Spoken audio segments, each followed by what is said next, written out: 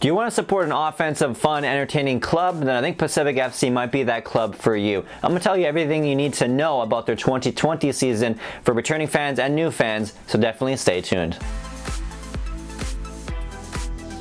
Hey guys, it's Curtis here, and you're watching the place for all things Canadian Premier League content right here on YouTube.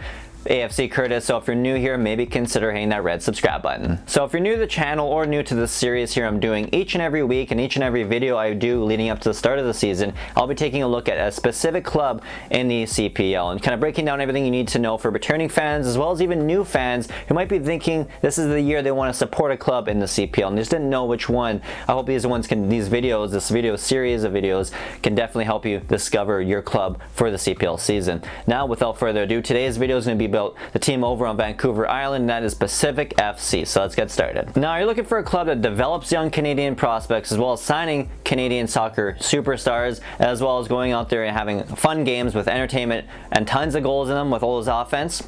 Pacific FC is that club for you, because not only do they have one of the best looking kits every year it seems in the Canadian Premier League. I mean, this purple looks gorgeous. I'm not even a fan of purple, but they're fantastic looking kits, along with a pretty cool crest, as well as having some of the best up and coming names in Canadian soccer now, and some really good ones there, as well as some Canadian soccer superstars like Marco Bustos as well as Marcel Dijon. Then Pacific FC is that club for you. They're all these things all mashed up into one. Maybe they weren't title contenders last year, but it could be this year. Now, if we look at the Club Crest here, it's actually the shape of a Douglas fir, a tree that's native to Vancouver Island. You can find them all over the place over there. And in the middle of it here, on the right side of that middle two chunks you got there in the middle of the crest, the right side actually represents Vancouver Island in an abstract shape there. So that's pretty cool. They also have a trident at the bottom there, because why not? Tridents are pretty dope. But also at the same time though, it also represents control over the ocean, which is pretty cool. And on the very bottom there, they have a V there on the very bottom that actually represents the ocean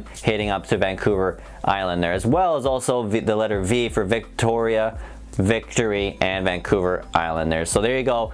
That's essentially Club Crest, which is pretty cool for Pacific FC. And on top of all that stuff too, it kind of also reminds me of those cups you see back in the 90s at malls and stuff, don't they? PFC play out of West Hill Stadium, a stadium that has about a capacity of 6,200, but I believe can expand to about 7,500, especially with that new grandstand there they have there, which actually looks really nice and really cool for this little stadium. This is another one of those stadiums that look like a lower level, 3rd or 4th division English style stadium. So I mean, definitely this is one of the stadiums that's the top of my list of terms of places I want to go visit, hopefully next year or so here. So this is definitely a cool, unique little stadium for Pacific FC over on Vancouver Island. Now, Pacific FC last season did finish 5th overall in the overall table, and they kind of struggled, especially defensively in the net a little bit there and keeping goals out. But overall, that an entertaining game last season, whether they're being scored on or they're scoring goals, because they're one of the higher scoring teams in the league overall. But I think this year, new head coach and general manager Paul Modica is definitely going to change things up this year. He's got tons of experience in the past, not only coaching back with these younger youth guys coming up through the Pacific FC, guys like Terran Campbell, Caden Chung, Noah Verhoeven. So this is going to be a great coach to have for these young guys to continue their development, because he's coached them all before, and you got to add that you're going to have hopefully a fully healthy Marcel Dijon this year, as well as a new major signing there in Marco Bustos there on the wing. So I mean, overall, I think this club is going to look like a good club this season, and they're going to be dangerous, that's for sure. For me, my 3 players to watch for Pacific FC in 2020. The first one has to be new signing Alejandro Diaz, who's coming from Liga MX. And I think this guy here, he's kind of struggled in Liga MX, but I think the CPL is kind of a good level for him. I think this season is going to be a good test to see where he really is in his career and what he can really bring to a club. And I think if they did get the signing right, I think this guy is going to be a home run steal for them.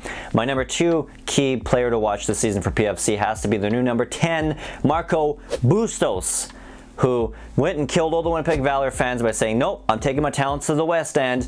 And he went out there to Vancouver Island, and now he's going to have a lot of fun playing with all those good, youthful players out there, while hoping to help lead his club to victory there. And then my third key player of the season for them has to be Terran Campbell, their leading goal scorer from last season.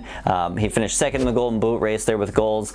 It's hard to say if he can redo it and capture that magic again in 2020 and be a regular, or will he prove that it was just a one-season wonder? That's the question from me to Terran Campbell for this season. So definitely these are my 3 players to watch for PFC in 2020. Well guys, that was my video this week. Definitely let me know down in the comment section below.